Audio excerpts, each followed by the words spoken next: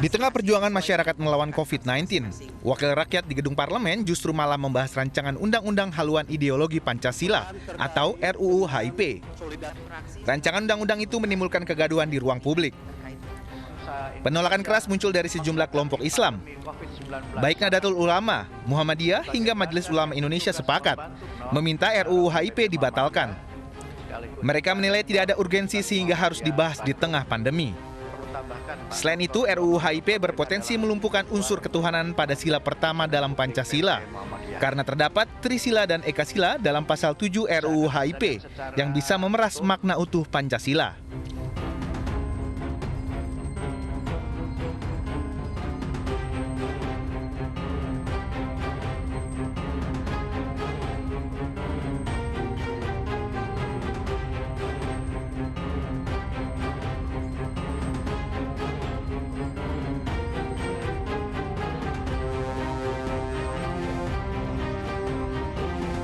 Sementara dari 9 fraksi di DPR, 8 mendukung RUU HIP, namun dengan sejumlah catatan. Salah satunya pencantuman TAP MPRS tentang pelarangan komunisme, yang sebelumnya tidak dicantumkan dalam draft RUU HIP. Hanya fraksi Partai Demokrat yang tidak menyampaikan pendapatnya karena menarik keanggotaan dari Panja RUU HIP. Sedangkan pemerintah menyatakan akan menolak pembahasan RUU HIP jika dapat memeras Pancasila dan membuka pintu terhadap paham komunisme kembali bangkit.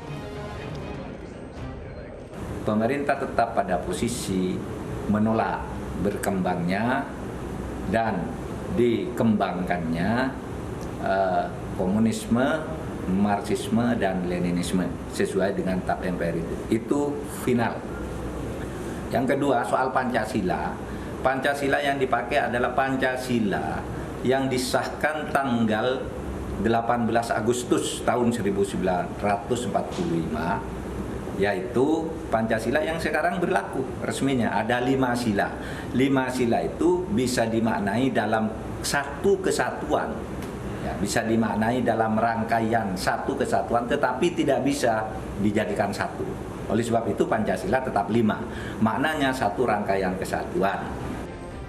Rapat paripurna DPR telah menyetujui RUU HIP menjadi usul inisiatif dan masuk program legislasi nasional pada 12 Mei lalu. Namun hingga saat ini Presiden belum mengirim surat Presiden untuk membahasnya dalam proses legislasi, karena pemerintah masih mempelajari secara seksama dan menyiapkan pandangan. Tim Liputan iNews melaporkan.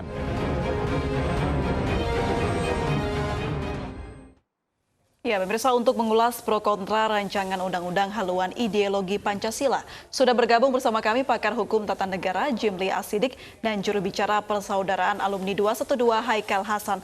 Selamat sore, Assalamualaikum Bapak-Bapak. Selamat sore, Waalaikumsalam warahmatullahi wabarakatuh. Baik, kami juga telah menghubungi Wakil Ketua Badan Legislasi DPR Fraksi P3 Ahmad Baidowi yang masih mengikuti rapat paripurna. Saya ke Pak Jimli terlebih dahulu. Pak Jimli, apa alasan Anda untuk setuju dengan RUU Haluan Ideologi Pancasila ini? Kenapa? Apa alasan Anda, Pak, setuju dengan RUU Haluan Ideologi Pancasila ini, Pak? Tahu dari mana saya setuju? Kemarin Pak Jimli menghadiri dan menulis notulen juga dalam rapat pembahasan mengenai hal ini. Kalau menurut Pak Jimli seperti apa, Pak? Saya tidak pernah menulis notulen, wong saya bukan ketua DPR. Di sini katanya Pak Jimli mengatakan RUU Jadi nanyanya yang benar. Oke. Baik, Pak Jimli mengatakan ketika kemarin itu sempat dihadirkan, Pak. Menurut Pak Jimli seperti apa RUU Haluan Ideologi Negara ini, Pak? Jadi ini RUU disusun sebelum COVID. Oke. Nah, jadi kan belum ada masalah dengan COVID, ya. Nah, sesudah ada COVID, ini harus ada perubahan karena partisipasi publik tidak bisa diharapkan dalam membahas semua RUU. Bukan hanya soal HIP, semuanya, termasuk misalnya Undang-Undang Minerba kemarin. Jadi orang sekarang ini trauma ini Undang-Undang Cipta Kerja. Jadi ketika orang lagi sulit, ada COVID, soal keselamatan, ya, tiba-tiba dimanfaatkan untuk cepat-cepatan membuat mesrahkan undang-undang. Padahal syarat dari pembentukan undang-undang itu satu, ada partisipasi publik. Dua, ada deliberasi substantif supaya masyarakat terlibat gitu. Karena undang-undang itu soal serius. Ini kan bukan hanya sekedar diwakili oleh para wakil rakyat, yang berdaulat tuh rakyat. Nah, ketika rakyat lagi susah karena Covid, jangan cepet-cepetan buru-buru dibahas dan disahkan. Baik, Prof. Jimli, ketika Maka RDPU dalam di pertemuan DPR, terakhir dengan saya sarankan, iya, jangan main cepet-cepetan. Bila perlu, RUU ini jangan disahkan sekarang, bisa bila perlu tahun depan. Karena ya, RUU HIP ini punya dua wajah. Satu segi dia bisa memperparah perpecahan. Ya, tapi di lain segi kalau kita kelola dengan baik, ini bisa menjadi bahan untuk dialog kebangsaan. baik, Prof. Ini Jimli, jangan cepat-cepat, biar partisipasi itu luas. baik, Prof. Jimli, menurut Anda poin-poin mana saja yang kemudian bisa memancing perpecahan di Indonesia dalam RUU HIP ini, Prof? Ya banyak, antara lain misalnya soal PKI. Ya itu kan, ini kan ada ide untuk dituangkan di dalam konsideran mengingat itu, ada tab mengenai larangan PKI. Tapi ada yang menolak. Nah ini jangan soal menang-menangan, ini soal serius. Ada lagi soal misalnya merumuskan idealitas Pancasila itu dengan referensi 1 Juni. Padahal 1 Juni itu kan pidato pribadinya Bung Karno. Itu bukan belum resmi. Yang resmi itu adalah 22 Juni. Nah itu yang diputuskan oleh tim Panitia 9.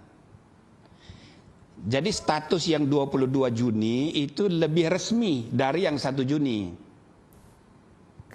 Baik. Tetapi baik 1 Juni maupun 22 Juni itu tidak berlaku mengikat.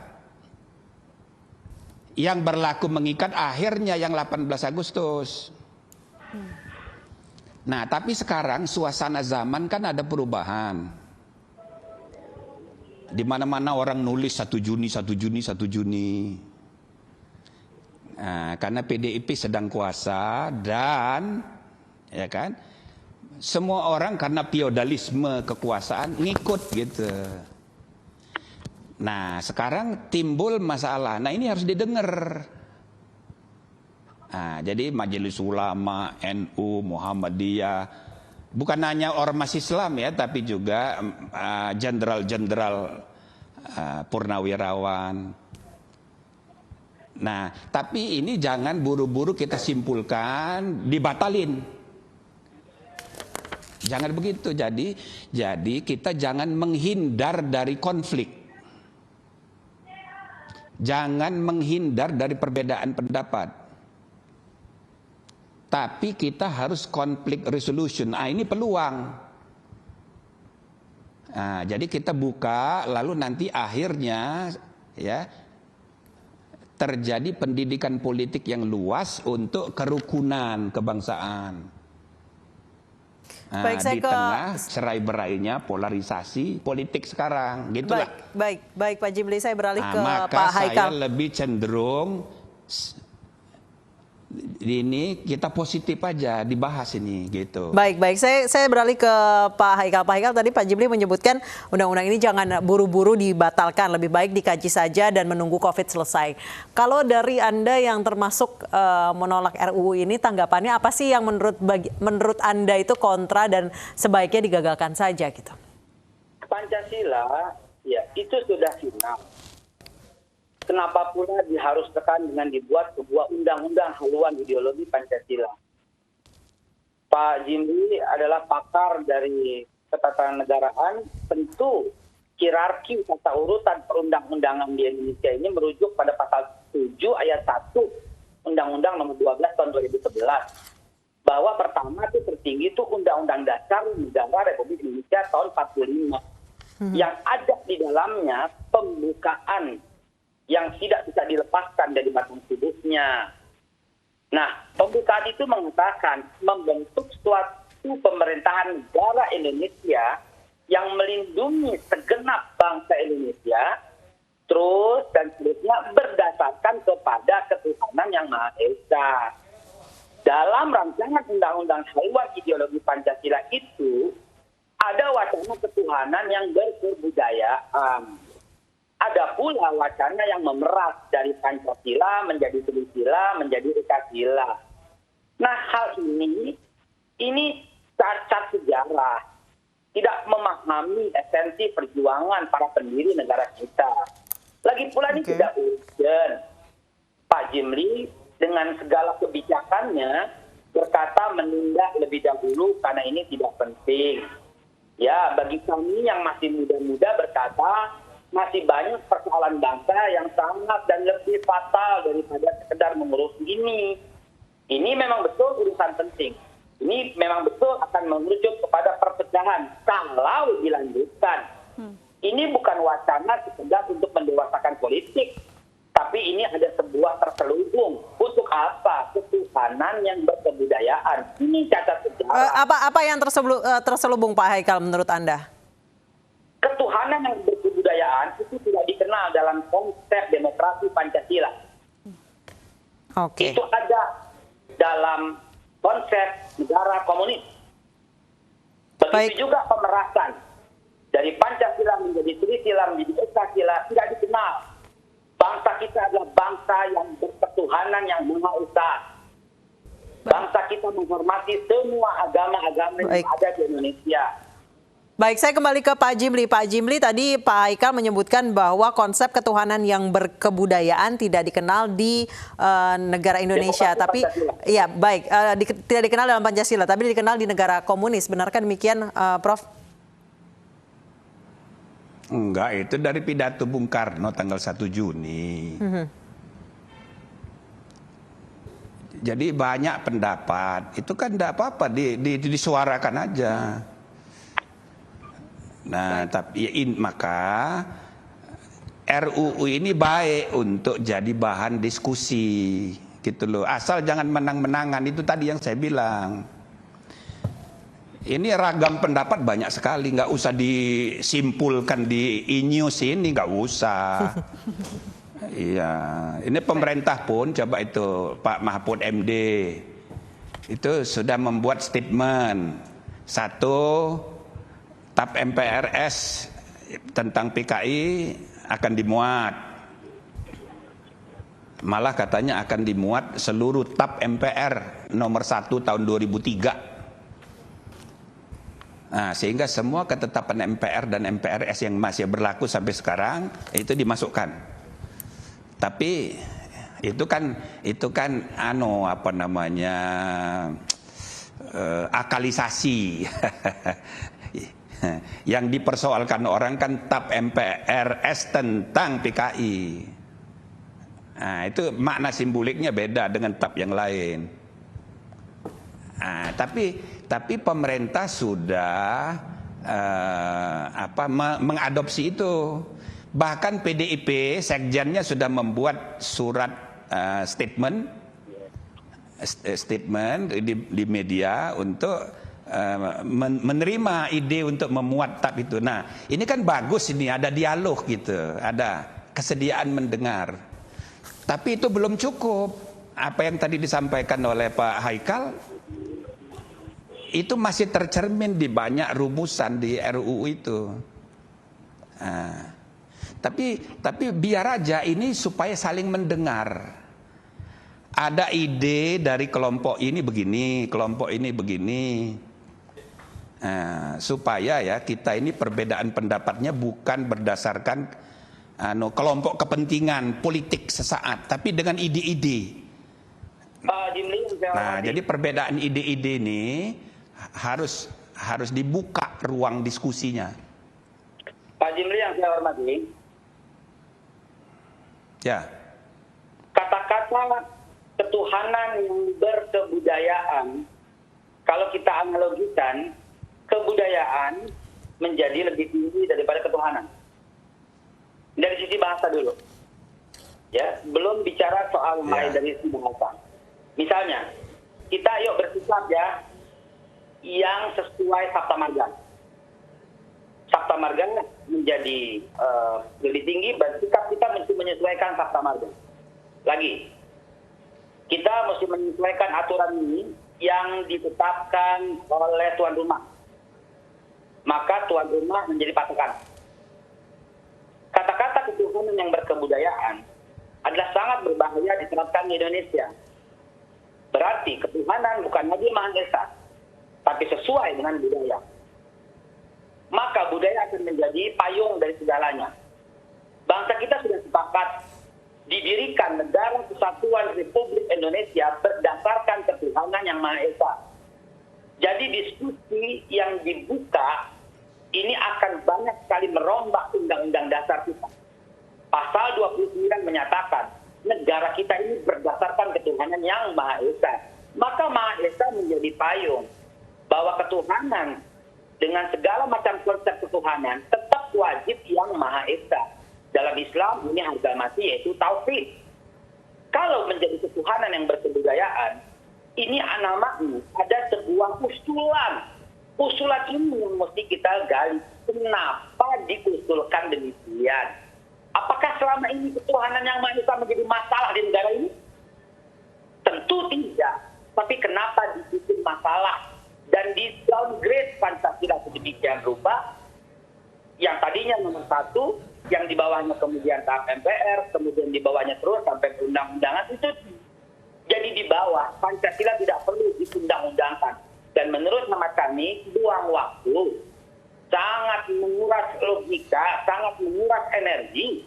Haluan ideologi Pancasila kami usulkan dihentikan, di-stop, dan diperbaiki, yaitu undang-undang korupsi.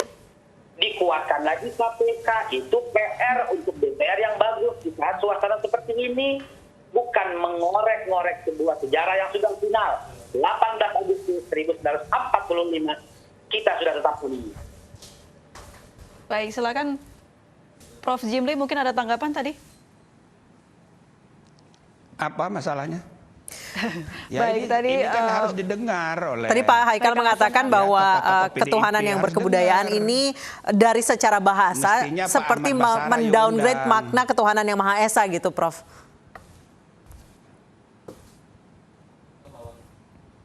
Alangkah indahnya kalau di sini ada Mbak Rike Diah Pitaloka sebagai panja. Iya. Ada anggota PDIP gitu. Itu ketuhanan yang berkebudayaan itu konsep 1 Juni. Nah, itu bukannya 18 Agustus. Kalau 18 Agustus seperti yang dijelaskan oleh Pak Haikal. Oke. Tapi maknanya menurut Prof seperti apa, Prof? Titik gitu. Maknanya apakah benar seperti tadi yang dianalogikan Pak Haikal bahwa ini mendowngrade makna dari ketuhanan yang Maha Esa? Ya kan bisa begitu orang membuat kesimpulan. Makanya jangan kembali ke perdebatan lama. Nah, perdebatan yang sudah disepakati itu Piagam Jakarta 22 Juni. Nah, itu sudah melampaui pendapat pribadi tanggal 1 Juni. Baik. Nah, Prof. tapi karena ada kompromi, yang 22 Juni pun itu tidak berlaku, yang berlaku 18 Agustus. Baik. Nah, Jadi sesuai dengan yang dikatakan oleh... Saya rasa ya begitu. Jadi maunya Inews juga memahami dulu sejarah. Oke, baik. Jadi yang diungkapkan keluar ini supaya semua stakeholder itu saling mendengar. Nah, jadi kalau yang tadi dijelaskan oleh Pak Haikal, iya yang begitu. Baik, Prof. Nah, cuma Prof. kan Jimli, kalau kita masalahnya melihat ini sudah dari jadi aturan RUU. tata negaraannya, karena memang saat ini yang sedang diperbincangkan adalah RUU Haluan Ideologi Pancasila, ada pro dan kontranya begitu, Prof. Nah, Ya. menurut tata hukum negaranya, Ya. apa yang harus dilakukan? Karena tadi yang Prof. Jimli katakan bahwa ini tidak perlu dibatalkan secara buru-buru, tapi harus dipertimbangkan dan dibuka ruang diskusi. Namun Pak Haikal mengatakan ini harus di-stop dengan segera. Untuk tata negara yang betul seperti apa, Prof. Loh, kan Jimli? bukan Anda yang memutuskan. Kenapa you yang memutuskan? Kan kita memberi masukan, Pak Haikal memberi masukan. MUI itu secara tertulis sudah tegas. Nah, tapi kan Menko sudah rapat dan dia sudah membuat statement akan mengawal jangan sampai RUU ini kemasukan komunisme. Nah, kan gitu Pak Mahfud bilang. Nah, maka selanjutnya kita dengar partai-partai gimana. Yang memutuskan kan mereka. Baik. Baik Nah, Pak jadi Jimli. jangan kita yang memutuskan. Baik Pak Jimli dan Pak Haikal, kita juga sudah bergabung dengan Wakil Ketua Badan Legislasi Ahmad Baidowi. Selamat sore Pak Baidowi. Selamat sore. Nah, ini yang ditunggu-tunggu nih. Sebelum masuk ke Pak Baidowi, kalau mereka memaksakan untuk memutuskan dan memberlakukan undang-undang ini tanpa ada perubahan yang berarti atau tanpa memasukkan yang kita minta, lalu kita ini sebagai rakyat dianggap apa? Anda yang duduk di wakil rakyat itu mewakili suara kami. Dan kami akan kumpulkan semua orang dari Aceh sampai Papua untuk mengusuarakan, untuk berpendapat. Anda yang duduk di DPR ini mewakili siapa? Kalau Anda maunya sendiri, maunya PDIP mentang-mentang lagi berkuasa, mau mengatur, Anda akan berhadapan sama rakyat. Baik, silakan Pak Baidowi, dijawab langsung Pak Haikal. Ya, apanya yang mau dijawab duluan? Saya mau bergabung. Pertanyaannya apa ini?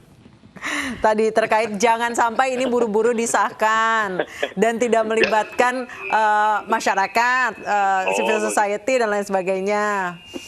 Ya, begini, bahwa RUU tersebut sekarang bolanya ada di pemerintah, ya.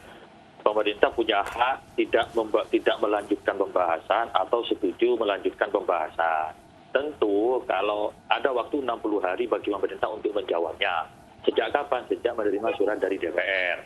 Dan selanjutnya tentu saja dalam pembahasan nanti aspirasi yang berkembang di masyarakat itu kita tampung dan kita perhatikan. Dan kami berterima kasih kepada Majelis Ulama Indonesia yang sudah mengingatkan kepada kita semua untuk berhati-hati dan jangan sampai RUU HIP ini melenceng dari nilai-nilai Pancasila. Dan perlu kami konfirmasi, klarifikasi dulu bahwa RUU ini merupakan menjadi usul inisiatif DPR setelah diusulkan oleh salah satu beberapa anggota fraksi PDIP dan menjadi usulan balik dan masuk menjadi prolegnas. Dalam penyusunan draft awal, kami sempat mengundang Prof. Jimli juga untuk dimintai pendapat. Dan fraksi-fraksi juga ketika rapat pleno balik tanggal 22 April itu sudah banyak yang menyampaikan bahwa TAP MPRS nomor 25 tahun 66 itu harus dimasukkan sebagai konsideran. Dan juga harus dilihat juga Pancasila itu bukan satu sudut pandang, tetapi proses lahirnya Pancasila itu harus dilihat satu kesatuan rentetan sejarah, yakni dimulai pidato Bung Karno 1 Juni 45, terus kemudian Piagam Jakarta 22 Juni, dan terakhir menjadi naskah final 18 Agustus 1945. Ini yang diadaptasi yang mana Pak Baidowi? Ini pandangan fraksi gitu, termasuk pandangan fraksi P3, ya. Kita kan bicara dulu, kasih kesempatan dulu saya bicara. Baik. Jadi kami meminta, fraksi P3 khususnya meminta Pancasila harus dilihat satu kesatuan proses perjalanannya dari sejak 1 Juni, 22 Juni sampai 18 Agustus. Namun kemudian dinamika politik tentu di DPR, realitas politiknya ya pengambilan keputusan kita tahu sendiri. Waktu itu fraksi P3 bersama PKS dan PAN keras menolak bahwa RUU ini harus TAP MPRS itu harus menjadi konsideran. Dan Pancasila harus dilihat satu kesatuan proses. Tetapi ya pengambilan keputusan di DPR ada mekanisme politik. Kami hanya apapun ada yang menolak atau tidak ketika itu sudah menjadi usul inisiatif DPR menjadi keputusan, yaitulah RUU yang disahkan di paripurna menjadi usul inisiatif DPR. Baru kemudian kita tetap berkomunikasi, bahkan terakhir MUI bersurat secara resmi keputusannya dengan 34 MUI di seluruh Indonesia menyampaikan pokok-pokok pikirannya, pendapat-pendapatnya, bahkan termasuk juga cukup keras gitu. Dan ya tentu itu kami dengarkan pada saat pembahasannya nanti. Apalagi dari pemerintah sudah menjamin untuk memasukkan TAP MPRS tersebut dalam konsideran, termasuk juga merevisi dinnya pemerintah, mengakomodir di dinnya pemerintah. Baik, Pak. Juga yang terpenting teman-teman PDIP juga menyadari ada dia meralat dan siap merevisi, dan itu satu kemajuan gitu. Saya kira ruang dialog itu sangat terbuka gitu. Baik, Pak Baidowi, ini tuduhannya cukup. Pak Baidowi. Iya, silakan. Enggak demikian lah. Mari saya analogikan yang sederhana saja. Di satu kampung ada yang mengusulkan, mari kita minum minuman keras. Sekelompok orang kampung berkata tidak perlu. Akhirnya tidak jadi. Lalu apa pendapat Bapak terhadap orang yang mengusulkan minum minuman keras?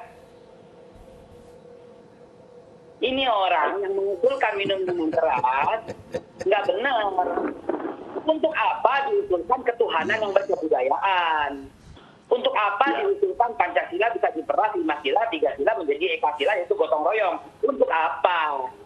Coba maksudnya apa gitu. Lalu kemudian kita bereaksi. Dan jangan juga, bukan cuma MUI Pak. Muhammadiyah, Nahdlatul Ulama, Azikra, FPI, PA 212, YNPF Ulama, Akal, Ar-Rahmah, itu semua, Wahda, itu semua bereaksi, tidak menerima itu. Dan mesti digali lebih dalam. Yang digali sekarang, kenapa sampai ada usulan itu? Kenapa sampai ada usulan memeras Pancasila yang udah final pada tanggal 18? Rangkaian sejarah, kan kita diskusi. 1 Juni, sebagaimana yang Pak Jimli katakan, itu kan pidatonya Bung Karno saja, perorangan.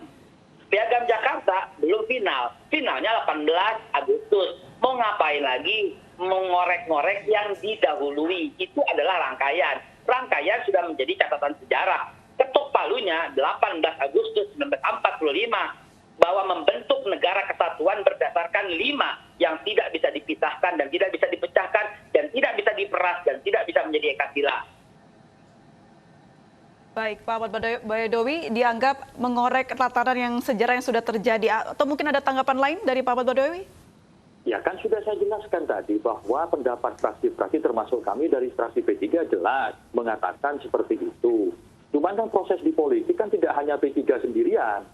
Nah, terus kemudian, mohon maaf saya melihat MUI itu kan bagian kumpulan dari ormas-ormas Islam. Persoalan ada ormas-ormas yang lain menyampaikan pendapat-pendapat, ya kami berterima kasih. Tetapi yang nyampe pada kami baru pernyataan dari MUI. Ya, silakan saja disampaikan secara tertulis sikap resminya seperti apa. Kita semua terbuka gitu. Wong kita ini kan hidup di Indonesia, hidup dengan dipayungi Pancasila dan menghormati keragaman. Ya ruang dialog itu selalu terbuka. Yang terpenting apa yang disampaikan, keberatan-keberatan yang disampaikan itu ya kita dengarkan, kita perhatikan, kita rumuskan.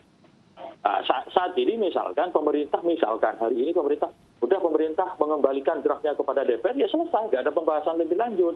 Tetapi kalau pemerintah melanjutkan atas nama undang-undang, ya tetap harus dilanjutkan pembahasannya. Persoalan nanti merubah semua konten, semua isi dari yang ada, yaitu dinamika forum nanti, dan pembahasannya kami usulkan secara terbuka supaya ketahuan siapa yang berpendapat begitu. Keberagaman ada koridornya. Menghormati keberagaman ada koridornya.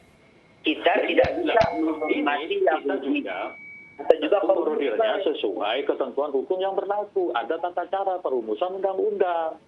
Nah, sekarang kita sudah mendengarkan semuanya, ayo keberatan-keberatannya silahkan disampaikan. Bahkan salah satu mitra kami di parlemen, PDIP, mau merevisi pendapat dan sikap kekehnya. Itu kan sebuah kemajuan sebenarnya. Gitu. Itu kan fungsi dari dialog. Kalau seperti ini masih dianggap kurang dan tidak benar, ya gimana lagi mekanisme tahapan penyusunan perundang-undangannya begitu? Baik, saya ke Prof. Jimli. Prof. Jimli, jika ini tidak dalam kondisi atau situasi COVID-19, perlukah pembahasan RUU HIP ini diperdalam lagi, dielaborasi lagi seperti layaknya membumikan Pancasila supaya tidak hanya menjadi slogan saja gitu? Iya, kalau saya ya, pemerintah harus aktif, DPR juga harus aktif. Setuju. Mudah-mudahan nanti COVID ini selesai katakanlah Juli, Agustus gitu ya. Nah ini ruang perdebatan, ruang ini harus dibuka supaya saling mendengar. Ya karena jeritan hati rakyat itu sekarang macam-macam. Nah kenapa misalnya isu komunisme menjadi kuat sekali sekarang? Nah, itu kan ada kaitan dengan sikap anti Cina, sikap pasca Pilpres kemarin yang belum selesai.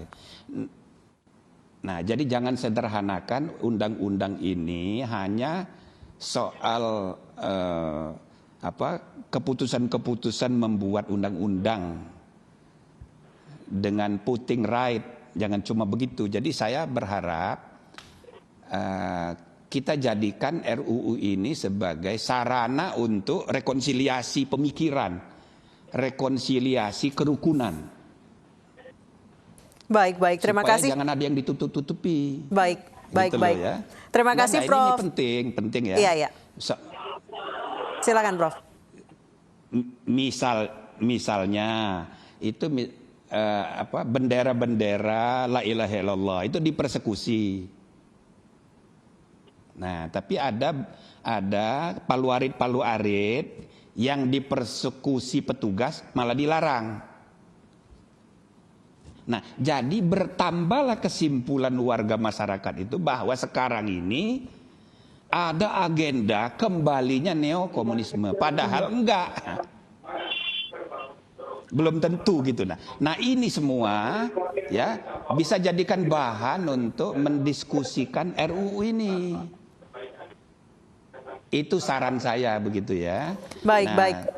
Tentu saya sudah berapa kali diundang ke BPIP, ke DPR, ke Balek. Tapi tolong jangan disalahpahami. Yang saya usulkan pun tidak dimasukkan dalam RUU ini. Baik. Terima kasih, saya Prof. mengidealkan, ya. Kalau mau ada gunanya ini undang-undang, menjabarkan dan membumikan Pancasila, jangan mengulangi kesalahan BP7 Orde Baru. Hanya untuk training, tapi dia diberi legal standing untuk mengevaluasi kebijakan. Itu yang saya sarankan. Jadi bisa dilihat di paper saya, tapi nggak ada di RUU ini. Baik. Terima kasih Prof. Jimli Asidiki, terima kasih Pak Ahmad Baidowi, dan terima kasih juga Pak Haikal Hasan telah bergabung sama kami di iNews sore. Dan pemirsa, usai jeda, Polres Metro Jakarta Utara menetapkan Jerry Lawalata sebagai tersangka kasus penyalahgunaan narkoba. Sesaat lagi tetaplah bersama kami.